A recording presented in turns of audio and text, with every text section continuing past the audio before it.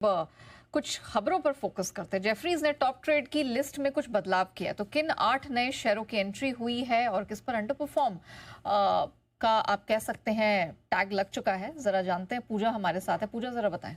बिल्कुल, जेफरीज ने जो टॉप आइडियाज अपनी लिस्ट शेयर की है उसमें 8 नए स्टॉक्स को बाय लिस्ट में डाल दिया है, 2 नए स्टॉक को अंडर परफॉर्म लिस्ट में जोड़ा है और पहले के 2 अंडर परफॉर्म स्टॉक को होल्ड पर अपग्रेड किया है।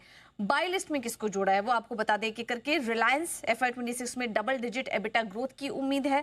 कोफोर्ज ये IT कंपनी से इन्होंने सिलेक्ट किया है और FY26 में 20 लार्ज डील क्लोज करने की उम्मीद बताई जा रही है कोफोर्ज की तरफ से, तो इसलिए इस वजह से इसको भी शामिल किया है। सीमेंस एनर्जी पर काफी बुलिश है। सितंबर 2024 से लेकर 27 तक अगर बात करें पिछले पूरे 3 सालों के दौरान 50% EPS में औसत ग्रोथ का अनुमान किया जा रहा है और लक्ष्य ये देख रहे हैं 4000 का। अदानी पोर्ट्स पर भी इनका बुलिश नजरिया है और अगले 3 सालों में ये भी करीब 15% वॉल्यूम और 19% एबिटा में औसत ग्रोथ यहाँ पर उनको नजर आ रही है।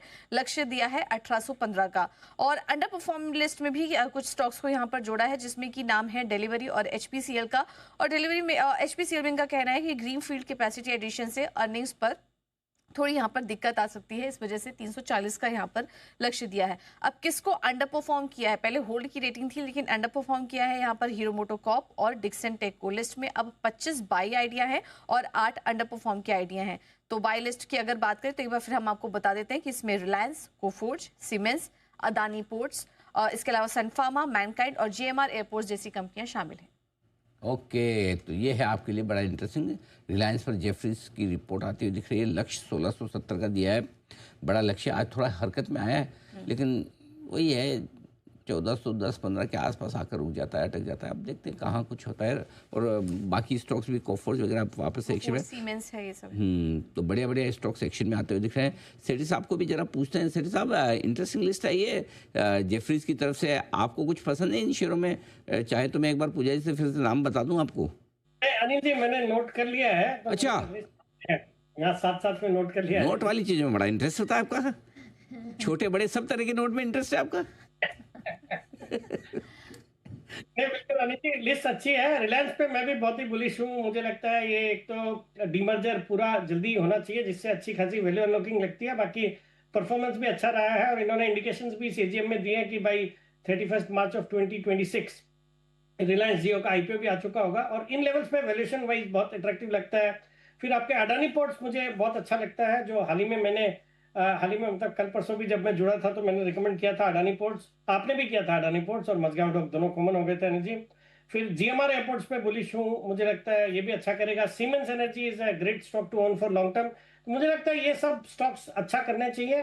तो अगर किसी का लॉन्ग टर्म का इन्वेस्टमेंट के लिए आइडियाज खोज रहे हैं तो मुझे लगता है these stocks could be the stocks to watch out for, और इनमें निवेश करना चाहिए फॉर लॉन्ग टर्म। हेलो, हाँ जी, तो ये है आपके लिए सारे के सारे वो इंटरेस्टिंग स्टॉक्स। और इस बीच बंसल जी भी अपनी विशेष राय आपके सामने प्रस्तुत करना चाहते हैं। जी बंसल जी। देखिए अनिल जी, रिलायंस का worst seems to be over और नीचे में एक अच्छा बेस बन रहा है। और इफ़ यू रिमेंबर, जब इसकी वो जो AGM वगैरह हुई थी, आपने खरीदारी की राय दी थी। तो अनिल जी, हर बार ऐसा नहीं होता आपने खरीदारी की राय दी तो स्टॉक एकदम बढ़ जाए। वहां से स्टॉक अनिल जी वोलाटाइल हुआ, थोड़ा हाइप था, गिरा कितना अनिल जी?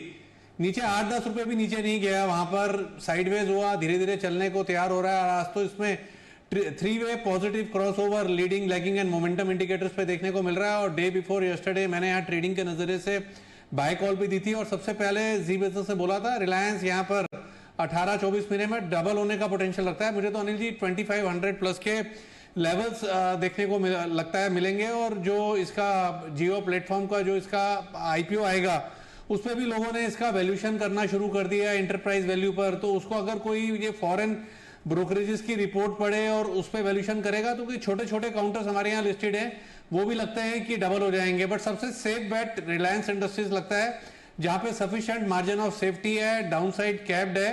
किसी के पास पैसा है और किसी को पार्क करना है तो 18-24 महीने का नजरिया बनाएगा है, रिलायंस में पैसे को पार्क करना चाहिए for a target of 2500। Okay, ये है आपके लिए रिलायंस पे भी राय आती हुई। जेफरीज की लिस्ट में इनफैक्ट एचपीसीएल भी है और सर ऑयल वाली थीम पे आप लगातार Oil and gas भी में, रहे और yes. इनफैक्ट अभी हमने देखा है 4-5% की स्ट्रेंथ पिछले कुछ ट्रेडिंग सेशन में आई क्योंकि कच्चे तेल की कीमतों में दबाव आ रहा है। एक बार कुणाल जी से भी राय लेते हैं। कुणाल जी जरा एचपीसीएल पर राय दे, 400 के ऊपर किस तरह की पॉसिबिलिटीज अब दिख रही हैं?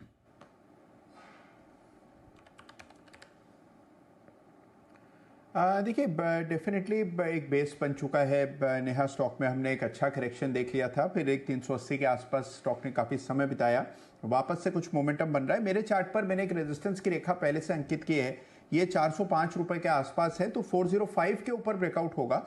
405 पार होगा तो मुझे लगता है कि फिर यहाँ से 20 से 25 रुपए की तेजी देखने को मिलेगी, तो 405 के ऊपर मेरी खरीदारी